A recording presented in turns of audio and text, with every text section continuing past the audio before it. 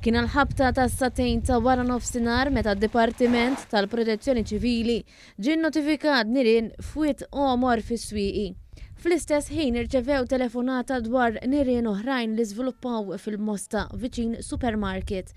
In-nar fil-Mosta ġie kontrollat minnu fih iżda fis-swieqi is-sitwazzjoni kienet differenti. Il-kawża ta' dawn in-nirien għadha mhix magħrufa. Fis-swieqi marru 30 pumpier u 4 uffiċjali, baxar vetturi ta' tifi tan-nar u numru ta' bowsers bl-ilma. Fil-fatt intużaw mal-120,000 litru ta' ilma. Sija wara l-ħabta ta' 3 ta' wara nofsinhar daħlet telefonata oħra illi żviluppaw nirien oħrajn, din id-darba viċin l-impjant ta' reverse osmosis f'Pembroke. Dawn ġew ikkontrollati fl-iqsar żmien minn numru ta' pumpiera oħra. Intant ħidmet il-membri mid-Dipartiment tal-Protezzjoni Ċivili fis-swieqi ma qatet xejn biex iwaqfu n-nirien milli jkomplu jinfirxu.